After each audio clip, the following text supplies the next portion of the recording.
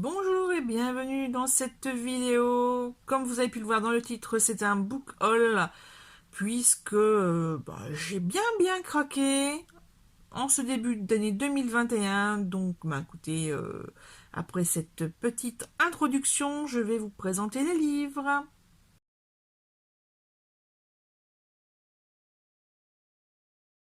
Et on commence tout de suite par un achat que j'ai fait chez Leclerc avec ce tome 3. Voilà.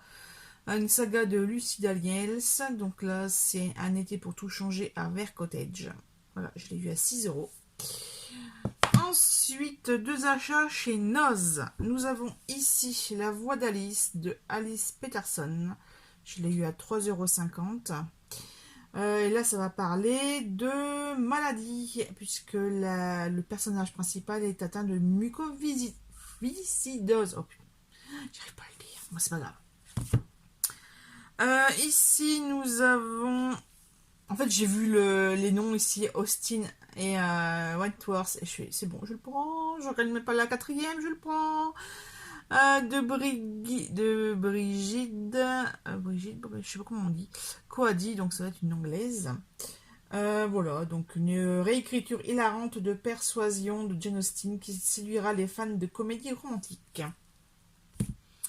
On passe ensuite avec mine de rien, j'y suis allée le 5 février, donc ouais, ça fait 15 jours. J'ai craqué pour un DVD. Voilà, parce que je ne l'avais pas celui-ci. Qu'est-ce qu'on a bien fait au bon Dieu? Ah, c'est le premier tome. Qu'est-ce qu'on a fait au bon Dieu? Ouais, point barre. C'est le premier. 50 centimes. Et là, après, j'étais trop contente. Alors, autant que j'ai pas trouvé grand chose par rapport à la dernière fois où j'y suis allée, où j'étais repartie avec 20 bouquins. Là, je n'ai trouvé que 3, mais il y en a un, franchement, je l'ai lu avec la Bibliothèque Orange. Il m'a marqué, mais alors,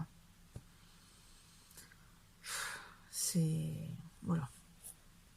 Très bien écrit. Je me suis fait avoir comme une bleue à la fin.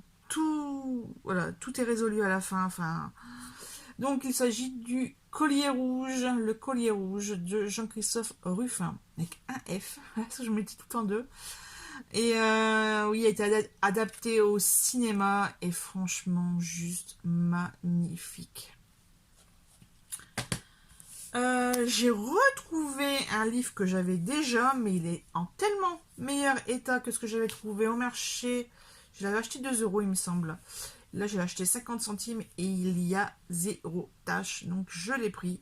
Maurice Denusière. En fait, je cherchais d'autres livres puisque j'ai lu Un chien de saison et c'était un de mes livres, on va dire coup de cœur, on va dire en tout cas coup de rire l'an dernier, il me semble, ou il y a 2 ans, je sais plus. Et franchement, mais trop drôle. Et j'ai surtout apprécié la plume tellement différente des plumes contemporaines qu'on peut avoir actuellement, quoi. Mais vraiment, j'ai été enthousiasmée. Un non classique en tout cas, Victoria Hislop, carte postale de Grace. Ça fait un moment que je le vois passer, un petit peu partout, notamment à la médiathèque, non, à la bibliothèque municipale. Là, 50 centimes, je suis allée, il est très propre, il est quasiment neuf en fait. Hein. Donc, j'ai pris pour mettre dans ma bibliothèque. Donc ça, c'était le 5 février, donc j'ai été à mine de rien. Et ensuite, j'ai fait le tour des boîtes à livres. Et j'ai bien fait. Puisque nous avons un bon petit thriller policier. Charlotte Link, l'invité de la dernière heure. Il me donne trop envie. Alors, je vous lis la quatrième. Tout aurait pu être si beau, des vacances à deux dans le sud de la France, mais Inga s'inquiète. Depuis quelques jours, son mari Marius se comporte de façon bizarre. Au lieu de remercier Rebecca, la jeune femme qui a autorisé le jeune couple à camper sur son terrain, il semble lui vouer une haine implacable. Lors d'une sortie en bateau, le rêve tourne au cauchemar. Donc c'est traduit de l'allemand. Voilà. Édition Françoisir. Ensuite, on passe au petit livre, petit format, donc en format poche, hein, toujours dans les boîtes à livres. Alors, nous avons le premier tome des filles en chocolat, donc là, c'est Cœur cerise de Cathy Cassidy. Alors, moi, je pensais avoir des collections en PDF, en e-book, en fait, mais je pense que c'est plutôt la saga des cupcakes. Que j'ai, en tout cas, voilà, la couverture m'y a fait penser, je suis mince, je l'ai déjà. Et il s'avère que pas du tout. Donc, contente de l'avoir trouvé. Ensuite, un nom qui m'a interpellée, puisque c'est Jean Anglade. Et là, on est avec l'écureuil des vignes. Donc là, ça va parler ruralité dans les années, ouais, au milieu du 19e siècle, donc 1850, quelque chose comme ça. Et voilà, on va parler hygiène, médecine, aide-soignant, etc. Dans les petits villages, dans les hameaux. C'est vrai que maintenant, avec les hôpitaux et la normalisation de l'hygiène et de la santé, ça va beaucoup mieux. Hein, voilà. Maintenant, on est plus de 6 milliards d'habitants sur la planète, mais à l'époque, il y a 150 ans, même bientôt 200, c'était pas la même histoire. Hein. Donc, j'ai hâte de lire pour avoir plein d'informations. D'ailleurs, en parlant santé, je suis en train de lire Outlander tome... Bref, je vous l'avais dit, hein, c'est les canons de la liberté. Et on parle encore pas mal hygiène et santé avec Claire Fraser, parce qu'elle fait quand même pas mal de recherche, d'évolution. Enfin, elle essaye de sauver son petit monde, son petit monde de Fraser Ridge. Désolée, j'ai eu des montées en même temps. Alors, ici, pareil, j'ai fini de lire, enfin d'écouter Les Promises de Jean-Christophe Granger. Je l'ai trouvé sur YouTube. Et ça se passe au tout début de la Deuxième Guerre mondiale, donc en septembre 1939. Et on parle beaucoup de Himmler, plus que de Hitler, justement. Et de cette là, j'ai trouvé un livre de Franz-Olivier Gisbert. Et c'est justement La cuisinière d'Himmler. Et puis franchement, elle fait peur à mamie. Je sais pas si vous voyez bien. Elle fait plutôt peur. Avec son pistolet dans la main, là. Bref, ceci est l'épopée drôlatique d'une cuisinière qui n'a jamais eu peur de rien. Personnage loufoque et truculent, Rose a survécu aux abjections de cet affreux XXe siècle qu'elle a traversé sans rien perdre de sa sensualité ni de sa joie de vivre. Entre deux amours, elle a tout subi. Le génocide arménien, les horreurs du nazisme, les délires du maoïsme. Mais chaque fois, elle a ressuscité pour repartir de l'avant. Grinçant et picaresque, ce livre raconte les aventures extraordinaires d'une centenaire scandaleuse qui a un credo. Si l'enfer, c'est l'histoire, le paradis, c'est la vie. Rien que la quatrième, je ne sais pas si c'est l'auteur qui l'a rédigé, mais ouais, rien que le vocabulaire utilisé, en fait, je crois que mon petit carnet rose là, qui se trouve dans la panière, là, je sais pas si vous le voyez ou pas, non, on le voit pas. Et je crois qu'il va bien se remplir. Ah, voilà. Un petit classique pour cette trouvaille dans les boîtes à livres. Il s'agit de Une vie de Guy de Maupassant. Bon, ben, là, c'est un classique, hein, donc que je ne connais pas. Donc, je vais lire la quatrième. Jeanne, fille unique, très choyée du baron et de la baronne Le Pertuis des Vaux, V-A-U-D-S, avait tout pour être heureuse. Son mariage avec Julien de Lamarre, rustre et avare, se révéla une catastrophe. Sa vie sera une suite d'épreuves et de désillusions. Ce roman, le premier de Guy de Maupassant, est une peinture remarquable des mœurs provinciales de la Normandie du XIXe siècle. Hobereaux, domestiques et paysans y sont décrits avec beaucoup de réalisme. Bon, bah encore un classique qui va aller dans la boîte à classiques. On continue avec quelques jours plus tard, donc le 8 février, je suis allée faire mon petit tour à la Maison de la Presse, puisque ça faisait 6 semaines que je n'y avais pas été et que je ne voulais pas abuser un petit peu de la gentillesse des patrons de la civette.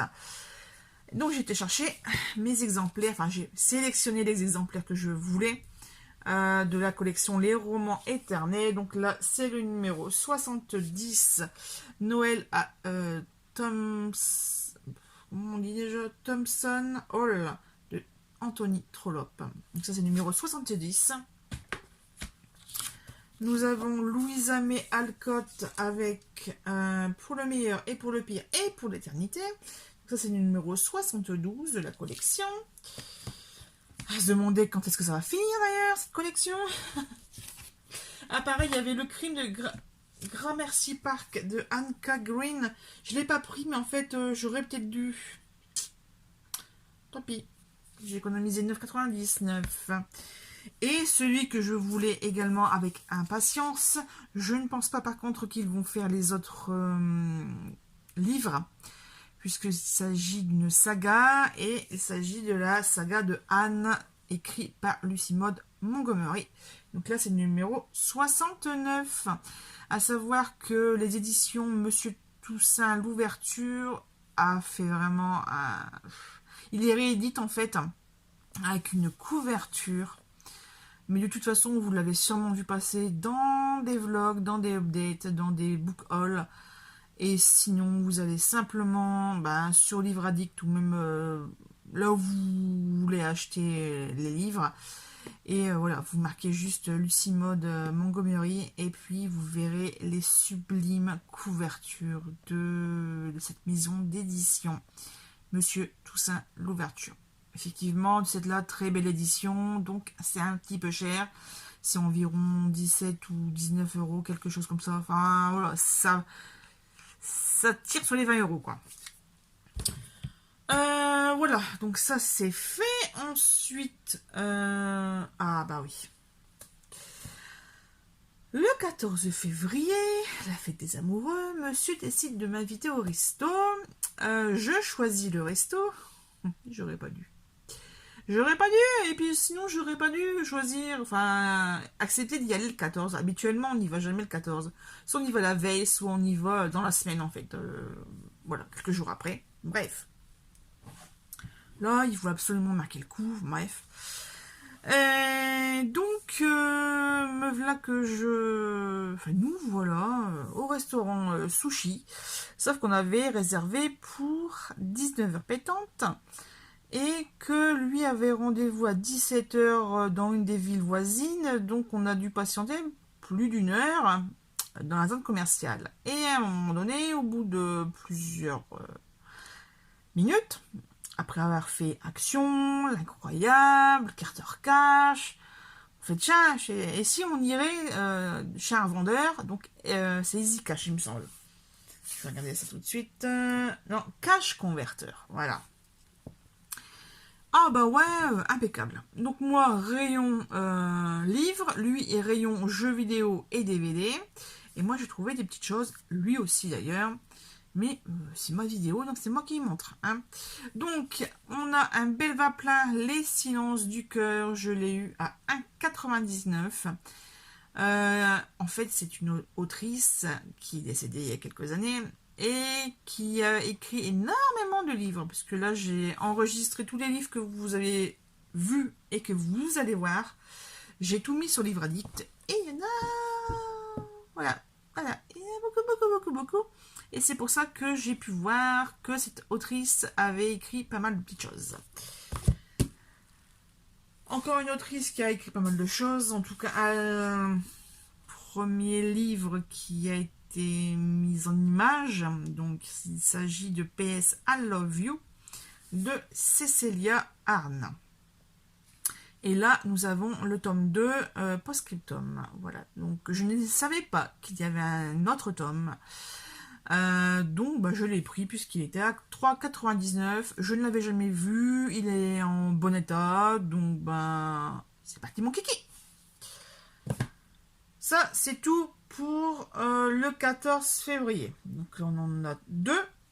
Ensuite, quelques jours après, j'ai fait Un petit tour chez Leclerc Occasion, donc à dans Loison-sous-Lens et aussi à Nœux-les-Mines. J'ai trouvé des petites choses. Alors, je n'ai trouvé qu'un à Loison. Il s'agit des ailes des Vierges de Laurence Perrin. En fait, j'ai vu le nom chez tiens, je l'ai déjà entendu. Il me semble l'avoir déjà entendu, notamment sur la chaîne de Flowfly. Donc, bah, c'est pareil, hein, c'est parti mon kiki. On prend pour 2,95. Il y avait d'autres titres qui m'intéressaient, mais franchement, ils étaient un petit peu trop chers. Surtout que là, la saison des marchés aux puces extérieurs ou en salle va commencer. Donc, puis il faut que je me calme, hein. Faut que je me calme. Déjà, vous voyez là, en 15 jours, j'ai déjà acheté tout ça. Hein. Ensuite, Anne les mines. Les heures silencieuses de Gaël Josse. Alors celui-ci, j'ai vu le titre, c'est bizarre, ça me dit quelque chose. J'ai lu la 4e de couverture, c'est sûr, je l'ai lu. Avec la bibliothèque orange, mais je ne pensais pas qu'il était aussi fin. Cette édition, j'ai lu il y a 88 pages, alors que j'avais une édition Albin Michel, il me semble, et où il y en avait à peu près 150. Voilà. Donc sûrement que... Ah ouais. C'est écrit assez petit. Donc c'était beaucoup plus aéré dans l'édition que je viens de vous citer. Autre chose. Le chapeau de Mitterrand de Antoine Lorrain. Pareil. Tiens, personnage politique. Je vais vous lire le 4e. Peut-être que ça vous dira quelque chose. Daniel Mercier dîne seul dans une fameuse brasserie parisienne quand il n'en croit pas ses yeux. Un illustre convive s'installe à la table voisine, François Mitterrand. Son repas achevé, le président oublie son chapeau, que Daniel décide de s'approprier en souvenir. Tel un talisman, le feutre noir ne tarde pas à transformer sa vie. Daniel aurait-il percé le mystère du pouvoir suprême? Hélas, il perd à son tour le précieux couvre-chef qui poursuit de tête en tête sa promenade savoureuse, bouleversant le destin de personnages pittoresques et brossant sous la forme d'une fable un tableau de la France des années 80. Ça a l'air intéressant. Le suivant, il s'agit de Françoise Hardy avec Le désespoir des singes et autres bagatelles. Donc là, ma mère, quand je lui ai dit que j'avais trouvé un livre sur elle, elle a fait « Ah, j'en veux !» Donc, mais bon, elle commence ses bouquins, elle les finit jamais, à chaque fois me les rend. Donc, j'arrive pas à lire. Donc, je lui ai dit, hein, tu choisis pas la bonne position, pas le bon moment, pas les trucs qui entourent. Enfin, c'est vrai que quelquefois, il faut se mettre en condition pour vraiment être concentré sur sa lecture. Et voilà. Bon, donc c'est une autobiographie, c'est marqué dessus. Françoise Hardy ne cache rien des épreuves qu'elle a su traverser de ses amours avec Jean-Marie Perrier, puis avec son mari Jacques Dutronc. Au fil des pages, on croise Serge Gainsbourg, Salvador Dali, Michel Berger, Patrick Modiano, Étienne Dao, John Frankenheimer, je ne connais pas, France Gall, Michel Houellebecq et bien d'autres encore. Mieux qu'un récit de souvenirs, Le désespoir des singes et autres bagatelles est une traversée des apparences servie par une écriture d'une justesse remarquable au plus près des émotions. Voilà. Et en fait, elle a écrit plusieurs bouquins, je ne savais pas. On passe à la suite avec le dernier livre que j'ai acheté chez Leclerc Occasion. Je vous en ai parlé tout à l'heure. Il s'agit de nouveau d'un Maurice Denusière, donc Montvert-les-Bains. Août 1900, Laurent Saint-Tour, héritier de la station thermale de Montvert-les-Bains dans le Haut-Forêt, rentre des États-Unis pour célébrer le cinquantenaire de l'établissement qu'il doit un jour diriger. Mais il refuse de se glisser dans le moule d'une carrière préparée par 3 générations de Saint-Tour et décide de partir à l'aventure. La quête d'un mystérieux tableau et la poursuite d'une énigmatique dame en mauve conduisent le jeune homme à un périple au cœur de la Belle Époque. Face à la concurrence d'autres villes d'eau en plein essor, Montvert-les-Bains parviendra-t-elle à prospérer malgré la désertion de l'héritier? En dépit des non-dits et préjugés, le père et l'oncle de Laurent réussiront-ils à vaincre les conflits suscités par mystère et secrets familiaux, orgueil et rancœur? sauront-ils raviver les attaches terriennes et renouer les liens ancestraux? Eh ben, dis donc, ça promet, ça promet, ça promet. Ça me fait penser à une autre... ça me fait penser à... Il me semble...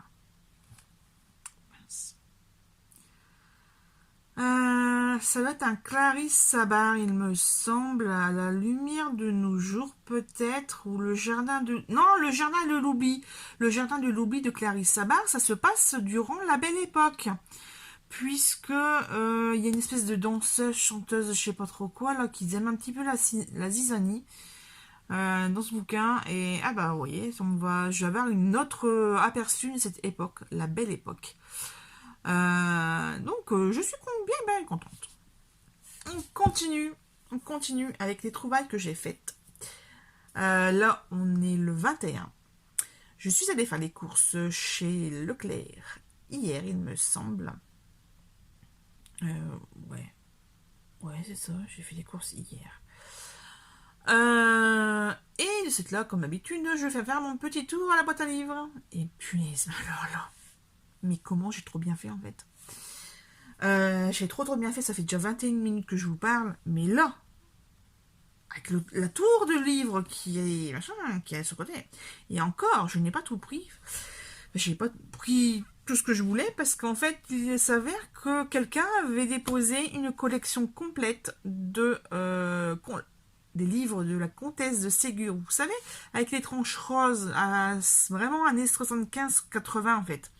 Ma mère en a quelques titres, mais pas tous. Mais là, les livres étaient très jaunis et très très odorants. Ça devait être une maison de fumeurs, parce que... Oh, punaise. Ça, il y avait également des Alfred Hitchcock jeunesse.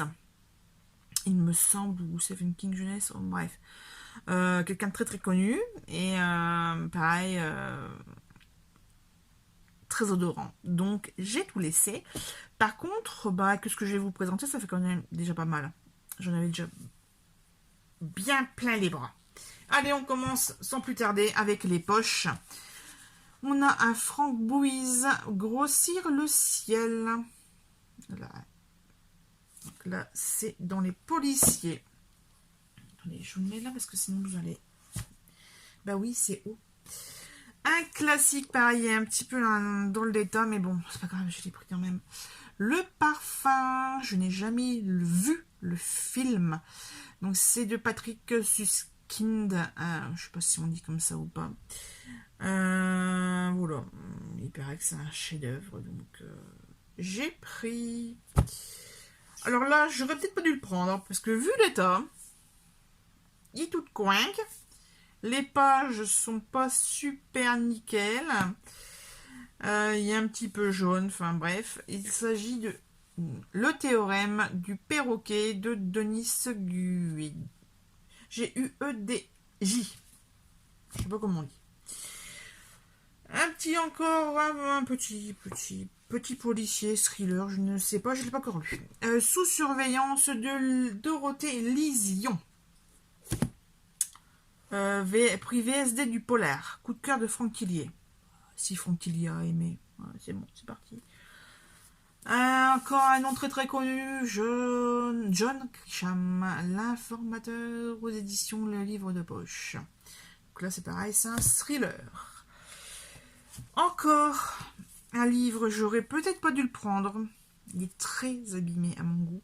Là, c'est-à-dire que la couverture est très craquelée. Je sais pas si on voit. Voilà, là on voit bien. Tout tordu. Le livre, il est pas droit ni dans un sens ni dans l'autre. Il est abîmé ici. Il y a la couverture dégueulasse. Mais il s'agit du fameux livre La Gifle de Christo Tsiolkas. Voilà. Donc pareil, très très mauvais état. Une bonne bricasse de plus de quasiment 600 pages. Pareil, qui est très connu, que justement ça met une bonne claque. Livre un peu sociétal, le regard des autres, etc. Donc voilà. On passe maintenant au grand format.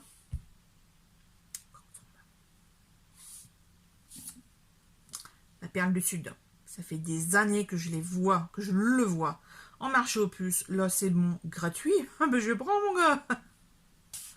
C'est de Linda Holman en fait. Hein. Pareil, encore un livre un petit peu... il y a connu, mais j'ai reconnu la couverture en fait. Donc il s'agit de Un automne en clair-obscur de Martine Delhomme. Là, je ne connais pas, mais j'ai pris. Ça a l'air d'être marrant. Lise contre-attaque de Jen Heller. Un grand j'ai lu. C'est un grand format. Ici, il me semble que je l'avais vu passer chez Noz. Il s'agit de L'Étoile de Kazan. Édité chez Wiz, mais c'est chez Albin Michel. Encore un John Grisham. Et là, il s'agit d'une édition Françoisière avec Non coupable. Donc là, c'est une vieille édition. Il y a un petit peu de tache ici. Un petit peu de tache ici, là en bas. Mais bon, pire. Régine Desforges. Qui ne connaît pas la bicyclette bleue? Et ben là, c'est Les enfants de Blanche. Encore un autre personnage très connu. Il s'agit de Patrick Poivre d'Avor. Et c'est la mort de Don Juan. Je vais y arriver. Là, le nom de l'auteur ne me disait rien. Il s'agit de Frank McCourt. Et c'est le titre de Teacher Man. Il s'agit du 3e tome d'une saga sur les Irlandais, un truc comme ça, je crois. Attendez, est-ce que c'est marqué à l'intérieur? Donc, c'est un jeune prof à New York. Non, c'est pas marqué. C'est pas marqué.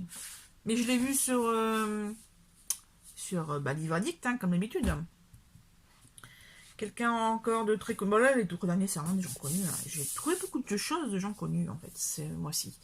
Sylvie Testu, c'est le métier qui ronde. C'est pareil, c'est un livre que j'ai déjà vu passer depuis des années. Je me suis jamais arrêtée dessus. Mais là, c'est gratuit, on prend. C'est une mauvaise excuse. Puisqu'en fait, là, tout ça, j'ai même pas de place pour les ranger, en fait. Je n'ai plus de place. Donc, on va grossir le dessus des armoires. Désolée. Bon, celui-là, je l'ai pris, mais c'est plus pour offrir, je pense. Ou vraiment, si je suis au fond du trou. L'esprit de Noël du pape François. Ne rigolez pas. C'est édité chez Michel Lafon. Hein. La couverture est pas mal. En fait, j'ai vu l'esprit de Noël. Je suis c'est un roman de Noël, une romance de Noël, comme on peut avoir en fin d'année, quoi. Et puis après, j'ai reconnu la tête de monsieur, et le nom, je suis ah merde, mais c'est un truc religieux, en fait. Donc, bon, j'ai pris. Il est extrêmement neuf. Il y a, franchement, mais zéro tâche. Ah si, j'ai un petit coup de crayon ici, mais à la rigueur, je pourrais toujours essayer de le gommer. Mais si ça me plaît pas, ça ira en vente. Et pour terminer, un duo père-fils, Poivre d'Arvor. Donc nous avons Olivier et Patrick pour les courriers de nuit. Donc c'est la légende de Mermoz et de Saint-Exupéry. Voilà.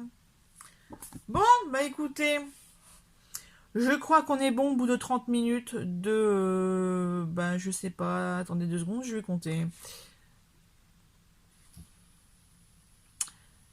Eh bien, je viens de vous présenter 38 livres. Voilà. On est content, on n'est pas content, hein? Et nous sommes le 21 février, le mois n'est pas encore terminé. Et en plus, je viens de trouver un nouveau travail qui m'amène dans plein de gares différentes. Et qui dit gare dit boîte à livres.